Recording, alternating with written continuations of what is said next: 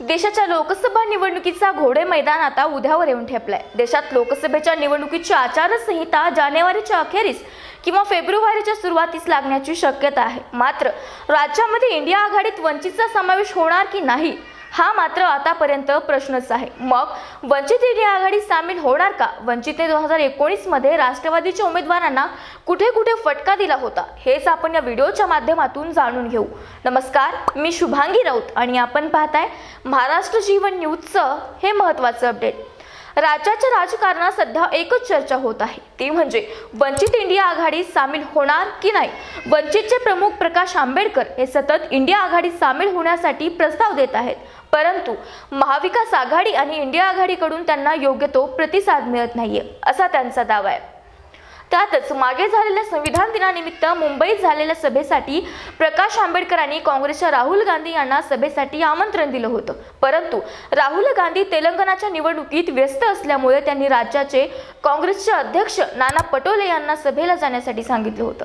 यावर्षी प्रकाश आंबेडकरांची वंचित आघाडी आणि शिवसेना ठाकरे गटाची युती झाली आहे, मात्र वंचित अद्याप महाविकास आघाडीत सामील झालेले नाही। त्यातच आता प्रकाश आंबेडकरांनी आक्रमक भूमिका घेत सांगितलं आहे की महाविकास आघाडी आम्हाला सोबत घेण्यास तयार नसेल तर आम्ही लोकसभेच्या सर्वच्या सर्व 48 जागा लढवू। तर महाविकास आघाडीचे नेते शरद पवार, नाना पटोले, विजय वडेट्टीवार यांनी मात्र वंचितला सोबत घेण्यास सकारात्मकता दाखवली आहे, परंतु अद्यापपर्यंत त्यांनी ठोस अशी भूमिका घेतलेली नाहीये।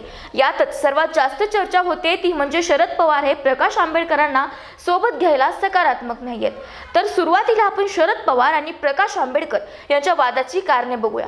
मध्यंतरी एका मुलाखती दरम्यान प्रकाश आंबेडकरांना विचारण्यात आलं होतं की शरद पवार आणि तुमच्यात कुठं बिनसलं आहे। याचं उत्तर देताना प्रकाश आंबेडकरांनी 1998च्या लोकसभा निवडणुकीचा संदर्भ दिला होता।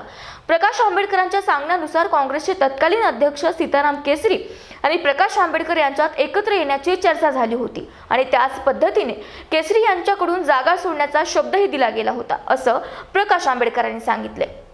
वही चर्चा प्रकाश आंबेडकर आणि केसरी यांच्यात झाली होती, मात्र शरद पवारांनी मुरली देवरा यांच्या माध्यमातून आंबेडकरांची भेट घेऊन सीताराम केसरींनी आमच्या पाठीवर निर्णय घेतले होते व या निर्णयानंतर आमच्या जागा आम्हाला न ठरवता शरद पवारांनी परस्पर निर्णय घेतला असं प्रकाश आंबेडकरांनी सांगितले। त्यातच दुसरा मुद्दा असा होता की शरद पवारांनी काँग्रेसला आपल्या मतांमध्ये स्पर्धक निर्माण होऊ द्यायचे नाही, तर राज्यात मुस्लिम, दलित, आदिवासी आणि राष्ट्रवादीचा मराठा मतदार हे समीकरण बनलं आहे, परंतु प्रकाश आंबेडकरांना जर सोबत घेतलं तर हा मतदार आणखी मोठ्या प्रमाणात वंचित सोबत जाण्याची शक्यता आहे। त्यातच राष्ट्रवादीची पारंपरिक मराठा मते यांच्या सुद्धा प्रकाश आंबेडकरांनी प्रस्थापित मराठी आणि विस्थापित गरीब मराठी असे समीकरण बनवून मराठा मतदारांमध्ये सुद्धा मोठी फूट पाडत वंचितकडे हे मते वळवले आहेत।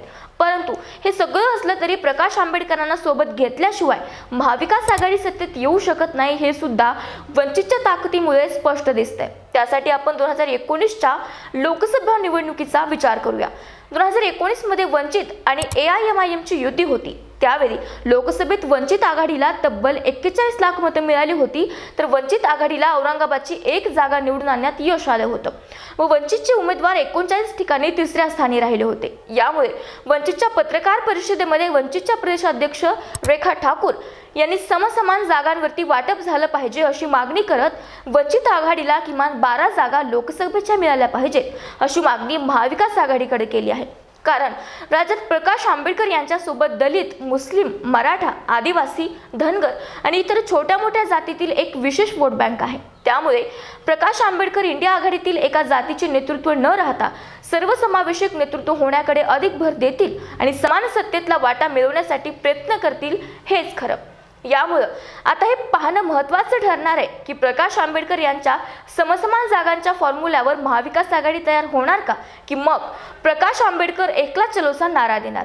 याबद्दल तुम्हाला काय वाटतं हे खाली कॉमेंट सेक्शनमध्ये कॉमेंट करून नक्की सांगा आणि पाहत राहा असेच महत्त्वपूर्ण अपडेट्स माझ्यासोबत। धन्यवाद।